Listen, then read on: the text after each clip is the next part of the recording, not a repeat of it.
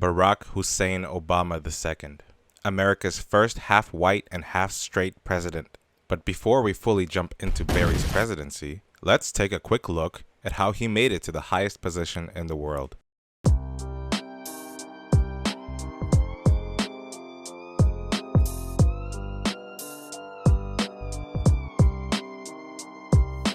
Turns out I'm really good at killing people. Didn't know that was going to be a strong suit of mine. Obama was born on August 4th, 1961, a child of a white American mother and a black Kenyan father. Barack Obama Sr. was already previously married in Kenya, so this was his second marriage. Red flags.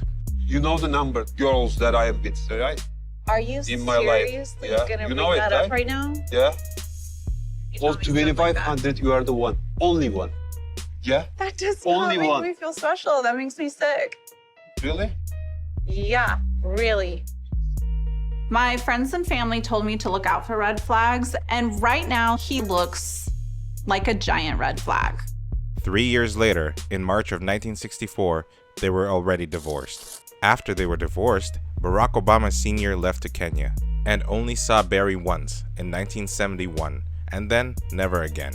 Just black guy tings. Luckily for Barry, his mom proved that in fact if you go black, you can go back. She found an Indonesian guy by 1963 and married him in 1965. Mama wanted a taste of the rainbow. At the age of 6, Obama moved to Indonesia, where he was raised by a strict Asian father who taught him discipline and resilience. So in essence, the first black president was half white and was raised by a white woman and an Asian man.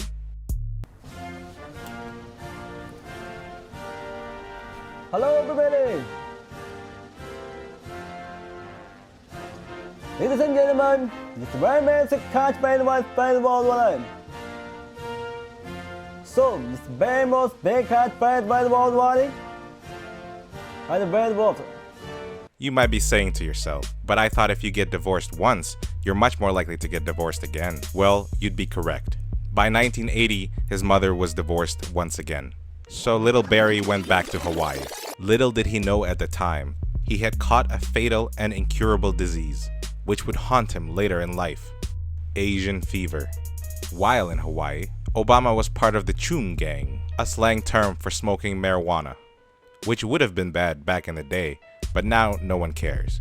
I'm pretty sure everybody in politics is on crack, so this is minor. Obama attended Occidental College in 1979. Occidentally. Nah, it was on purpose. While at Occidental College, he learned many things. Things which he eloquently wrote to his girlfriend Alex McNear in 1982. Dear Alex, in regard to homosexuality, I must say that I believe this is an attempt to remove oneself from the present, a refusal perhaps to perpetuate the endless farce of earthly life. You see, I make love to men daily, but in the imagination. My mind is androgynous to a great extent. And I hope to make it more so until I can think in terms of people, not women as opposed to men. But in returning to the body, I see that I have been made a man physically in life. If I choose to accept that contingency, I am Obama and I am gay. Sounds pretty gay to me. I'm sorry, I mean bisexual. Half straight. Regardless of his androgynous mind, Barry transferred to Columbia University. Unfortunately for Barry, the Asian fever, which had slowly been festering inside him for many years, finally revealed itself. He dated Sheila Mayoshi Yeager in the 1980s and proposed to her twice. Sheila and her parents rejected him both times because he's a brack. Many years later, in 1988, Barack attended Harvard Law School. Ooh, fancy. Oh, wait. I'm Claudine Gay.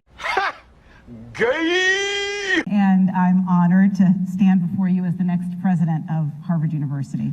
And Dr. Gay, at Harvard, does calling for the genocide of Jews violate Harvard's rules of bullying and harassment, yes or no? It can be, depending on the context. And this is why you should resign. These are unacceptable answers across the board. Pressure grows for the presidents of Harvard and MIT to step down. If I had a son, he would look like Claudine Gay. Barack Obama may have privately pressured Harvard into not firing Gay in the face of her universally panned performance during the Capitol Hill anti-Semitism hearings, and also mounting evidence that she plagiarized large portions of her scholarship.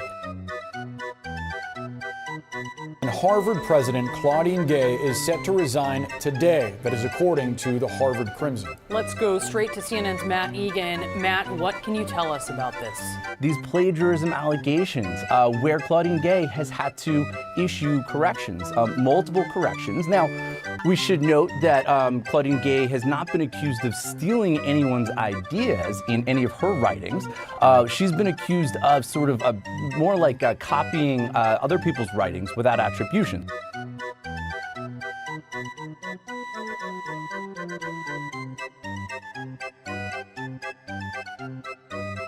Whether you mean to or not.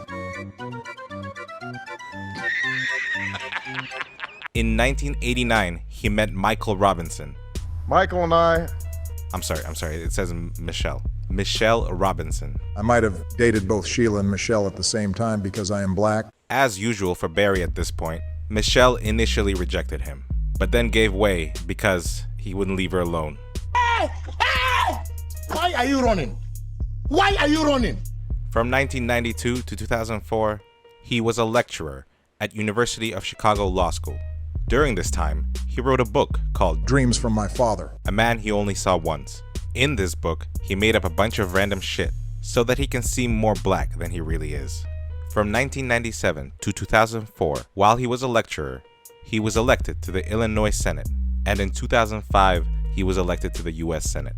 Then, finally in 2008, he was elected as the 44th President of the United States. When Barry entered office, he was staunchly against recognizing gay marriage. I believe that marriage is between a man and a woman. I do not support gay marriage. I believe that marriage is the union between a man and a woman. I am not somebody who promotes same-sex marriage. Wait, what? This is the same guy who wrote about his androgynous mind and sexual fantasies with other men in the 1980s. Alright, so he was probably just straight up lying to get into the office at this point. He is also a staunch capitalist.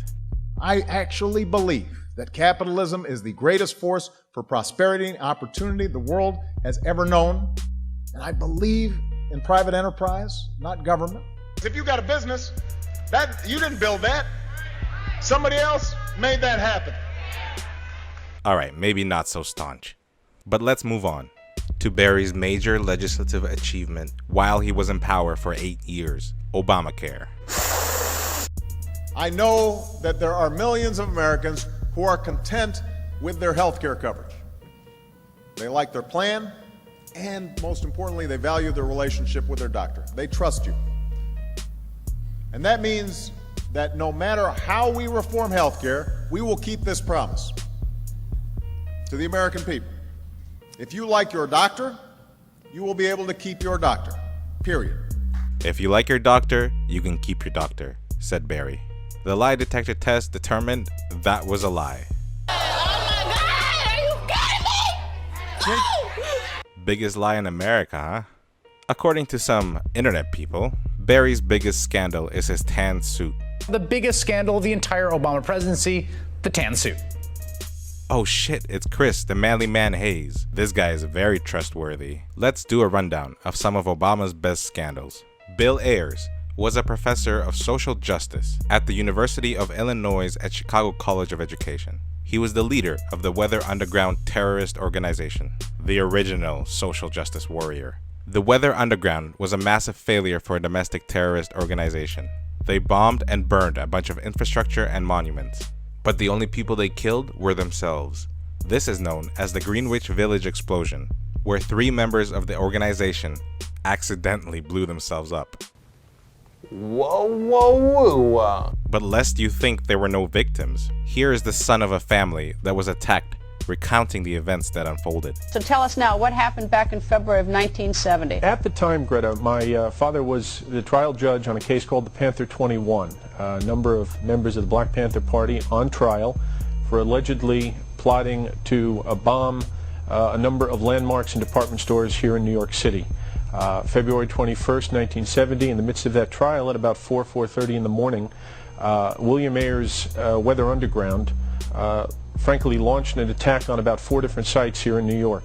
They attacked 2 military recruiting installations in Brooklyn.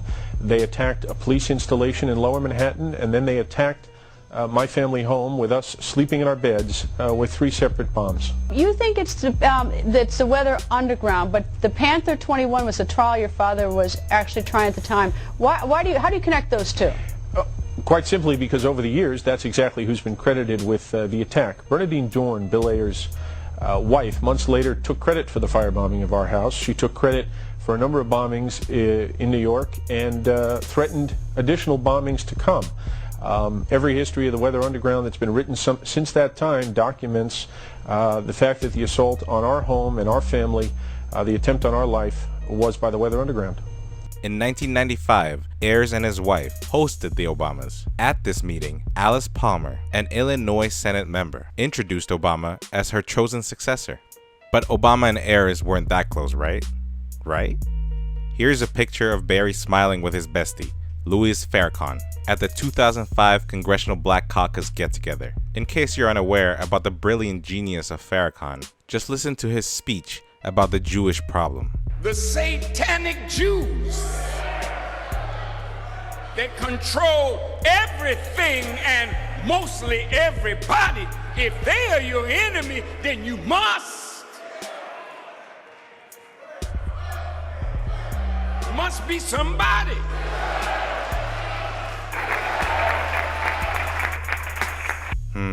So intelligent, so normal. But you might be thinking, so far, you've only showed me some pretty bad relationships that Obama had. He didn't actually do anything scandalous, right? Right? Barry used to be a staunch opponent of the Patriot Act. I called it shoddy and dangerous and pledged to dump it. If you're unfamiliar with the Patriot Act, in simplest terms, it allows mass surveillance of American citizens under the guise of national security. In 2013, Edward Snowden leaked secret documents which detailed a mass information collection network which spied on U.S. citizens. Suddenly, Barry's opinion changed. No, I don't think Mr. Snowden was a patriot. And he defended the mass surveillance. You have said it is not the business of the U.S. government to spy on its own people. But the more that seems to come out, the more questions seem to be raised. People are still concerned as to whether their emails are being read or their phone calls are being Especially when they listened to. hear that they are, and mistakes are made, Well, shakes your confidence. What was learned was that NSA had inadvertently, accidentally pulled the emails of some Americans in violation of their own rules. He also blamed Snowden for not using the appropriate channels to report this. There were other avenues available for somebody whose conscience was stirred and thought that they needed to question government actions. But if he did that, he would just end up reporting to the people that are charged with keeping the secrets. So much for ideological consistency. Okay, so he might have changed his mind, right? Right? Iran is one of the greatest geopolitical adversaries to the US. Dozens of Iranian lawmakers chanted "Death to America" as they met in parliament.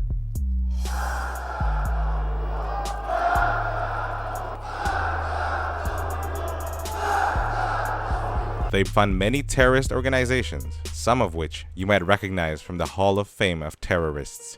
So what was Barry's plan to punish such behavior from Iran? His administration delivered $1.7 billion in cash to the Iranians in non-US currency. We do not pay ransom for hostages. We do not pay ransom. We didn't here and we won't in the future. Simply put, that shit gone, and there's no way to track it. Ooh, Iran is gonna be so mad, right? Right? There was also that time that Obama's administration allowed guns to be sold to drug cartels in order to track them and detain the criminals. 200 IQ move, am I right? This operation was first called Project ATF Gunwalking and was later renamed as Operation Fast and Furious. None of the targeted high-level cartel figures were captured as a result of these operations. Instead, these guns were found at crime scenes on both sides of the US-Mexico border, including at the murder scene of a US Border Patrol agent. The Mexican government complains that they were not informed about the Fast and Furious operation. Did you authorize this operation, and was President Calderon properly informed about it? Well, first of all, I did not authorize it. Eric Holder, the Attorney General, did not authorize it. Under the President's leadership, together with the State Department and DHS, the Department of Justice stands ready to take the fight to the Mexican drug cartels. The President has directed us to take action to fight these cartels, and Attorney General Holder and I are taking several new and aggressive steps as part of the administration's comprehensive plan.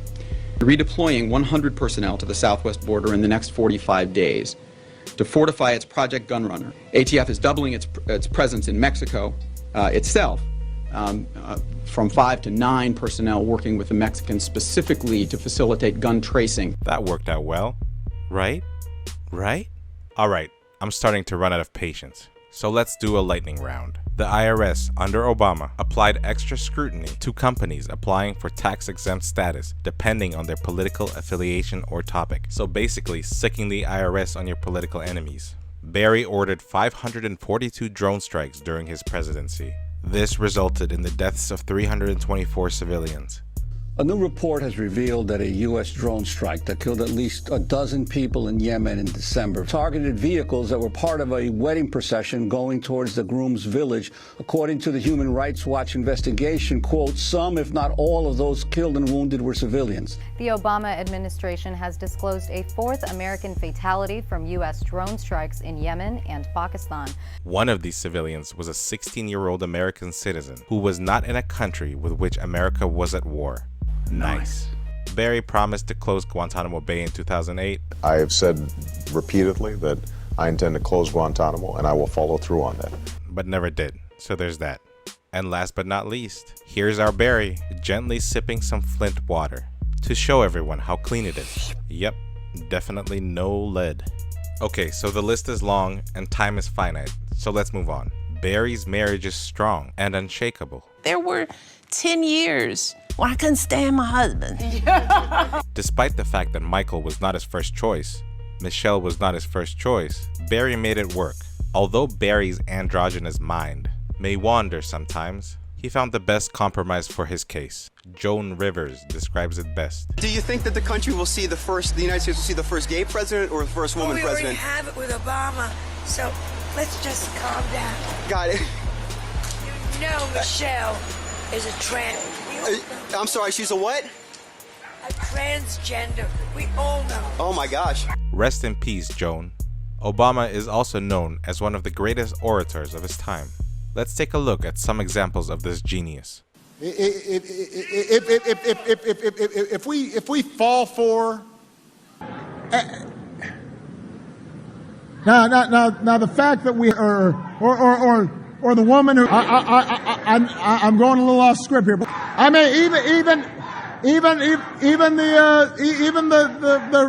the vitality of the special relationship between our peoples, and in the words of Shakespeare, to this blessed plot, this earth, this realm, this England, to the Queen. Good morning, ma'am. And isn't it a lovely morning? Up yours, nigger. His timing and precision are impeccable, truly one of the greats. Barry is also considered one of the coolest presidents in America's history. I guess because he's half white? That's a little racist. But like every great man, Barry is completely focused on his legacy. So what will he be remembered for after his 8 years in office? Will it be Obamacare? Will it be the one scandal? Will it be that he was half white and half straight? Wait, what did you say, Barry? I couldn't quite hear you there. People would ask me, knowing what you know now, do you wish like you had a third term? You know what? If I could make an arrangement where I had a stand-in, a front man or front woman, and they had an earpiece in, and I was just in my basement in my sweats, looking through the stuff, and then I could sort of deliver the lines, but somebody else was doing all the talking and ceremony. I'd be fine with that. Vice President Biden, Vice President. Ah, I see now. It's not over till old Joe's dead. Obama will be remembered for his true democratic commitment and his term as the 44th and 46th President of the United States. Obama sus, ECP, BTS, Trump a Mexican, Mason, Little Nas X, Kanye East, Abunga, Joe Rogan Balls, Grug, Mike Oxlong, Fortnite Balls, EDP, Ryan is sus, Obama Ball, Travis Ball, Obama likes men, she beat bucks, Obama I'm gay, oatmeal balls, hamburger, squiddy nose, beer, Operation Boulevard balls, Ice Swallow, Kumbaka balls, Johnny Sin balls, Irish balls, Sussy Paul Nugent, Little Mosey is white, John Joe Star, Sussy, I am white, EDP, skinny, Google Gaga, Andrew is sus, JFK, got shot toad, EDP, cheese balls, James Stars is straight, Obama sus.